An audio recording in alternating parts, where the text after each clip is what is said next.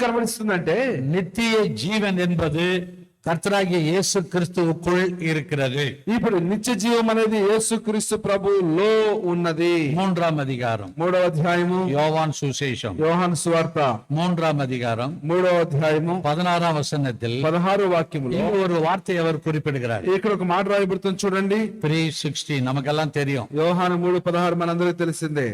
దేవుడు లోకమును ప్రేమించెను, இவ்வளவாய் உலகத்தில் அன்பு கூர்ந்தார்.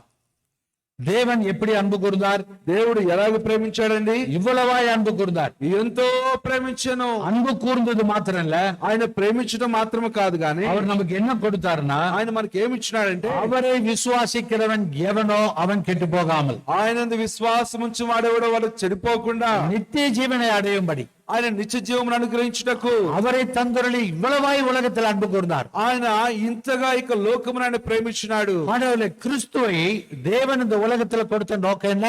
ఇప్పుడు క్రీస్తు ప్రభువును ఇక లోకములోనికి ఇవ్వించేటువంటి యొక్క ఉద్దేశం ఏమిటండి? நாம் கெட்டு போக கூடாது, మనము పాడైపోకూడదు, எல்லாரும் రక్షించబడணும், ప్రతి ఒక్కరూ రక్షించబడాలి, எல்லோருமே அந்த ஜீவனை அடையணும். ప్రతి ఒక్కరు కూడా ఇక జీవాన్ని పొందుకోవాలి. அதற்காகத்தான் ஆண்டவர் ஒப்பு கொடுத்தார். అందును బట్టి ప్రభు తనను తాను అప్పగించుకున్నారు. யோவான் சுவிசேஷம் యోహాను సువార్త 4ஆம் அதிகாரம் 4వ అధ్యాయము 36ஆம் వచனம். 36వ వాక్యము விதைக்கிறவனும் அறுக்கிறவனுமாகிய இருவரும் ஒருமித்து சந்தோஷப்படத்தக்கதாக அறுக்கிறவன் கூலியை வாங்கி நித்திய ஜீவனுக்காக, அதாவது அறுப்பு மிகுதி, வேலையாட்களோ கொஞ்சம். ఇక్కడ కోత విస్తారమే గాని కోయివారు కొంచెం మంది ఉన్నారు. ஆனா இங்க என்ன சொல்றாருன்னா, ఏం చెప్తున్నారంటే விதைக்கிறவனும் அறுக்கிறவனும் அப்படின்னு வருது. ఇక్కడ విత్తువాడు కోయివాడు అనే మాట ఇక్కడ அவங்க என்ன செய்யறாங்கன்னா, వాళ్ళు ఏం చేస్తున్నారంటే அதை ஒன்றாக சேர்க்கும் போது அவங்களுக்கு நித்திய ஜீவன் கிடைக்கிறது. ఇప్పుడు వీళ్ళు ఒకటిగా చేరినప్పుడు వీళ్ళకి నిత్య జీవార్థమైనది దొరుకుతుంది. 5ஆம் அதிகாரம் 5వ అధ్యాయము 24ஆம் వచనం. 24వ వాక్యము யோவான் சுவிசேஷம் యోహాను సువార్త 5ஆம் அதிகாரம் 5వ అధ్యాయము 24ஆம் వచనం. 24వ వాక్యము என் வசனத்தை கேட்டு నా మాట విని என்னை అనిపినవரை విశ్వాసిக்கிறவனுக்கு నన్ను పంపినవాని విశ్వాసం ఉంచువాడు నిత్య జీవన్ ఉంది. నిత్య జీవము గలవాడు. அவன் ஆக்கினைக்குள்ள போகாமல் వాడు తీర్పులోనికి రాక மரணத்தை விட்டு நீங்கி ஜீவனுக்குள்ள வருகிறான். మరణములో నుండి జీవములోనికి దాటి ఉన్నాడు. தேவனுடைய வசனத்தை கேட்கும் போது, దేవుని యొక్క వాక్యమును మనం విన్నప్పుడు, அதை நம்பும் பொழுது, దాని మీద విశ్వసించినప్పుడు மரணத்தை விட்டு என்ன பண்ணுகிறோம்? ఇప్పుడు మరణమును విడిచి మనం ఏం చేస్తున్నామంటే అండి, நீங்குகிறோம். మనము విడిపించబడుతున్నాము. என்ன கிடைக்கிறது? ఇక్కడ ఏం జరుగుతుందండి? Eternal life, నిత్య జీవము. அதனால இத குறித்து நீங்க ஆச்சரியப்படாதீங்க. ఇప్పుడు దీని గురించి మీరు ఆశ్చర్యపోవద్దండి. அங்க என்ன சொல்றாருன்னா, ఏం చెప్తున్నారంటే பிரேத குழியில் உள்ள அனைவரும் அவர் சத்தத்தை கேட்கும் காலம் வரும். ఇప్పుడు பிரேத குழினா సమాధిలో ఉండే వారికి కూడా ఆయన స్వరమును వినేటువంటి సమయం వస్తుంది. உண்மை செய்தவர்கள் ஜீவனை அடையும்படி. ఇప్పుడు మేలు చేయవారు జీవ పునరుద్ధానమునకును, அப்போ தீமை செய்தவர்கள் ஆக்கினை அடையும்படி. ఇప్పుడు కీడు చేయవారికి తీర్పు పునరుద్ధానమునకును. யோவான் 17:3 கூட, యోహాను సువార్త 17:3 కూడా எப்படி நாம் இட்டர்னல் லைஃப் பெற முடியும்? ఎలాగ మనం నిత్య జీవాన్ని పొందుకుంటాము? 17:3 17:3 ஒன்றான மெய்தேவனாகிய உம்மையும் நீர் அனுப்பினவராகிய இயேசு கிறிஸ்துவை அறிவதே நித்திய ஜீவம். நித்திய ஜீவனை தேவனையும் கிறிஸ்துவையும் அறியும் பொழுது, ఇప్పుడు నిత్య జీవం అనేది దేవుడును క్రీస్తును ఎరుగటయే. அதுல ரொம்ப அருமையா அந்த வசனம் ఇక్కడ చాలా అద్భుతంగా చెప్తుంది మాట. 1 தீமோத்தேயு 1 తిమోతి పత్రిక 6:12 அதுக்காகத்தான் நம்மளை அழைக்கிறார். అందులో వచ్చి మనల్ని పిలిచి ఉన్నారు. 1 తిమోతి 6:12 వాసింగ్ చదవండి. తీసిన వారు సంబంధమైన పోరాటము నిత్య జీవము చేపట్టము. அதுக்காகவே நீ அழைக்கப்பட்டாய், అందులో బట్టే నువ్వు పిలువబడి ఉన్నావు. இந்த இட்டர்னல் லைஃப் என்றது ఇక నిత్య జీవం అనేది எல்லாருக்கும் கொடுக்கப்படுகிறது. అందరికీ కూడా ఇవ్వబడింది. 1 யோவான் 1 యోహాను 5ஆம் அதிகாரம் 5వ అధ్యాయము 20ஆம் வசனத்தில் 20వ వాక్యంలో அந்த ஜீவன் எங்க இருக்கு? ఆ జీవం ఎక్కడుందండి? 1 யோவான் 1 యోహాను 5ஆம் அதிகாரம் 5వ అధ్యాయము 20ஆம் வசனம் 20వ వాక్యము.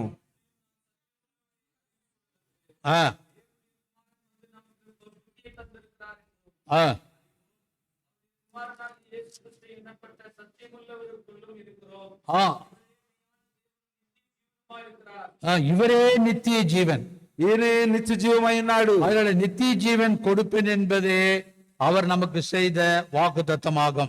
ఇప్పుడు నిత్య జీవమును ఇస్తాను అనేది ఆయన మనకిచ్చినట్టుగా వాగ్దానముగా ఉంటుంది. 5:11 5:11 தேவன் நமக்கு நித்திய ஜீவனை தந்திருக்கிறார். ఆయన దేవుడు మనకు నిత్య జీవం ఇస్తున్నాడు. அந்த ஜீவன் அவருடைய குமாரனில் இருக்கிறது என்பதே அந்த சாட்சி. ఆ జీవం ఆయన కుమారుడు ఎందున్నది అనేది అక్కడ సాక్ష్యము. குமாரனை உடையவன் ஜீவனை உடையவன். కుమారుని అంగీకరించిన వాడు జీవం లేనివాడే. குமாரன் இல்லாதவன், కుమారుడు లేనివాడు జీవన్ ఇల్లాదవన్. జీవం లేనివాడు. అది యోవాన్ సువిశేషం అదే యోహాను సువార్త 6వ అధ్యాయத்தில் 6వ అధ్యాయంలో 47వ వచనத்தில் 47వ వాక్యములో 6వ అధ్యాయం 6వ అధ్యాయము 47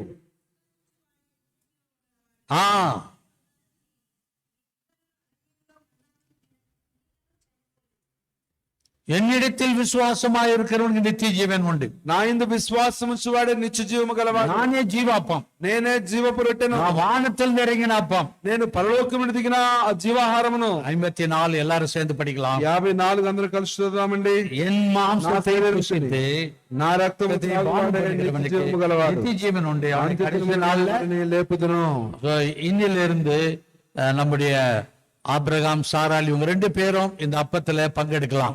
ఈ రోజు నుంచి ఈ యొక్క అబ్రహాము శారాలకు పిలువబడుతున్న వీరు ఈ యొక్క బలలో పాలు పంపులు పొందవచ్చు. ஏன் அப்படின்னா ఎలాగ? ఎందుకంటే இதுல என்ன இருக்கு?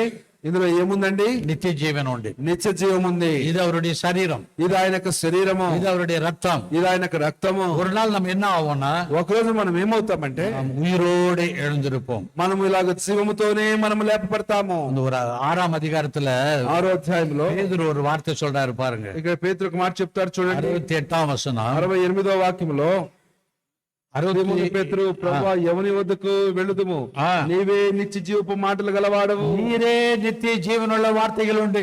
నీవే నిత్య జీవపు మాటలు గలవాడవు. 69 69 நீரே ஜீவனுள்ள தேவனுடைய குமாரன். சோ நம்ம வாழ்க்கையில இந்த ஜீவனை நாம் பெற்றுக்கொள்வது எங்கன்னா அந்த அப்பத்திலும் ரசத்திலும் தான். ఇక మనకి జీవితంలో ఇక జీవమును ఎక్కడ పొందుకుంటామంటే ఈ యొక్క రొట్టెలో రసంలో. இது వార వారం பங்கெடுக்கணும். ఇది ప్రతి వారం కూడా పాలు పంపులు పొందాలి. ஏன்னா ఎందుకంటే அவருடைய சரீரம், ఆయన యొక్క శరీరము, நாம் அதை புசிக்கிறதுனால ఆయన దానిని మనం తినడం ద్వారా நாம் அவருடைய சரீரமா மாறுகிறோம். మనం ఆయన శరీరముగా మారుతున్నాము. சபைனா என்ன அர்த்தம்? సంఘం అంటే అర్థం ఏంటండి?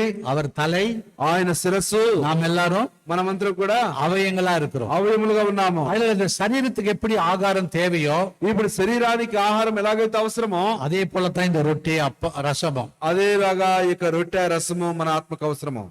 எனக்கு இன்னும் ஞாபகம் இருக்கு. இப்ப ரெகபோத்துல புதுசா வந்தப்போ ఇప్పుడు నాకు జ్ఞాపకం వస్తుంది. రెహబోతులోకి నేను నూతనంగా వచ్చినప్పుడు ரொட்டி பரிமாறதுக்கு என்ன விட்டாங்க. రొట్టె పంచిపెట్టడానికి మనల్ని పిలిచినారు. அப்போ 4 பங்கிட்டு கொடுத்தாங்க. 4 భాగాలు చేసి ఇచ్చినారు. என்னுடைய தட்டுல பாதி கால் பாகம் இருக்கு. నా దాంట్లో అంటే చేసిన రొట్టెలో కాలు భాగం ఉంది. ஆண்கள் பக்கம் தான் போனேன். నేను పురుషుల వైపు వెళ్ళాను. ஒருத்தர் மீசெல்லாம் வச்சுன்னு ரொம்ப மோட்டா வாக்குறாரு. ఒక ఆయన మిశ్రమంతో పెట్టుకుని చాలా లావుగా ఉన్నారు. அந்த கால் ரொட்டி எடுத்து அழுக்கா புட்டு சாப்பிட்டுக்கிறாரு. ఇప్పుడు ఆయన నాకు ఇచ్చిన ఆ యొక్క కాలు భాగం రొట్టె తీసుకొని అలాగే తింటూ ఉన్నాడు. எனக்கு புடுங்கவும் முடியல, నాకు పట్టుకోవటం అవ్వలేదు. அங்க ஒண்ணும் பண்ண முடியாது. అక్కడ వచ్చి ఏం చేయటం అవ్వదు. சரி, நான் பேசாம இருந்துட்டு தட்டு வாங்கி வந்துட்டேன். నేను అలాగే ఉండి నేను మళ్ళీ ప్లేట్ తీసుకుని వచ్చినాను. அப்புறம் பக்கத்துல இருக்கிற கொஞ்சம் வாங்கி எல்லாருக்கும் கொடுத்துட்டோம். ఇప్పుడు పక్కన ఉన్న సహోదరి దగ్గర తీసుకొని కొద్ది మొత్తం. 2வது டம்ளர் எடுத்தேன். இப்படி ఇప్పుడు రెండోది ఇప్పుడు గ్లాస్ తీసుకుపోయినాను. இந்த ஆளுக்கு கொடுத்தா அப்படியே குடிச்சிடுவான் போல இருக்குது. ఇప్పుడు ఈయనకు ఫస్ట్ ఇచ్చే ఇలాగే வேற வழியா போலான்னு போனா அவன் என் பேண்ட் புடிச்சு எடுக்கிறான். వేరే దాంట్లో పోదామని సరే ప్యాంటు పట్టుకొని లాగినాడు. அப்புறம் புடிச்சு இழுத்த உடனே பிரதர் பாத்துட்டாரு. ఇప్పుడు పట్టుకుని వెంటనే బ్రదర్ చూస్తున్నారు. கொடுத்த உடனே ఇచ్చిన వెంటనే கடகடகடன்னு குடிச்சிட்டான் மொத்தத்தையும். ஒரு గడగడగడ మొత్తం తాగినాడు. அப்புறம் என்ன பண்றதுன்னு எனக்கு புரியல. ఏం చేయాలో నాకు తెలియలేదు. கூட்டம் முடிஞ்சிச்சு. కూడికి అయిపోయింది. பிரதர் கூப்பிட்டாரு. బ్రదర్ పిలిచినారు. என்ன உனக்கு சொல்றது புரியலையா? ఏమయ్యా మీకు చెప్పింది అర్థం కాలేదా? கொஞ்சம் கொஞ்சம் எடுக்கணும், కొంచెం కొంచెం తీసుకోవాలి. அதுக்கு அவன் சொல்றான். ఆయన చెప్తారు. அவர் பிரசங்கம் பண்ணாரு. என்ன பண்ணாரு? ఆయన ప్రసంగం చేశారు. ఏం చేసినారు? இயேசு கிறிஸ்து முழுதுமா கொடுத்தாராம். యేసుక్రీస్తు ప్రభు తనను తాను సంపూర్తిగా ఇచ్చుకున్నాడు. ரொட்டி மட்டும் ஏன் முழுசா கொடுக்க மாட்டீங்க? రొట్టె మాత్రం ఎందుకు మొత్తం ఎవరని అడిగినారు. இவ்வளவு கொடுக்குறீங்க, ఎందుకు ఇంత ముక్క? இயேசு கிறிஸ்து இவ்வளவு கொடுத்தாரு. యేసుక్రీస్తు ఇంత ఇచ్చినాడు.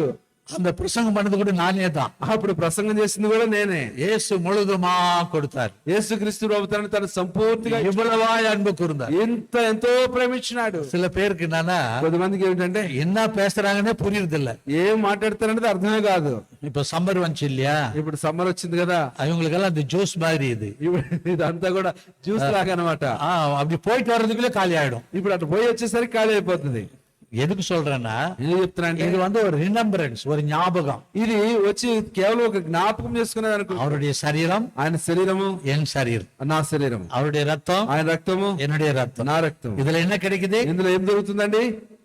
நித்திய ஜீவன். నిత్య జీవము. மரித்தாலும் பிழைக்கலாம், ఇప్పుడు మరణించినను తిరిగి లేపబడతాం. மரித்தாலும் எழுந்திருக்கலாம். మరణించినప్పటికీ తిరిగి లేపబడతాం. இது எங்க கொண்டு போகுது நம்மளன்னா? ఇది ఎక్కడ తీసుకెళ్తుంది మనల్ని? நியூ ஹெவன் கொண்டு போகுது, నూతన ఆకాశమును తీసుకెళ్తుంది, புதிய జెరూసలేము கொண்டு போகுது, నూతన యెరూషలేము తీసుకెళ్తుంది, புதிய வானம் பூமிக்கு போகுது. నూతన ఆకాశం భూమికి తీసుకెళ్తుంది. இது సాధారణமா నిனைக்காதீங்க. ఇది దయచేసి సాధారణం అనుకోవద్దండి. உங்களை எக்ஸாம் பண்ணுங்க. ఇది మిమ్మల్ని పరిశీలించుకోవాలి.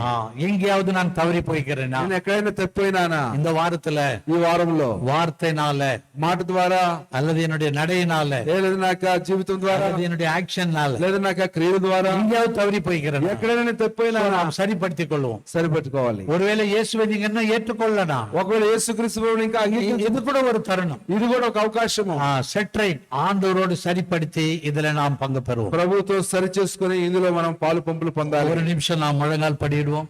ఒక నిమిషం మనము మోకాళ్ళు వేద్దామండి. நம்மை நாம் ஆராய்ந்து பார்த்து మనమే పరిశీలన చూసుకొని தகுதியா యోగ్యమైన இந்த రీతిలో மேசல பங்கு பெற బలలో పాలు உதவி செய்வாராக. ప్రభు మనకు సహాయం చేయను గాక.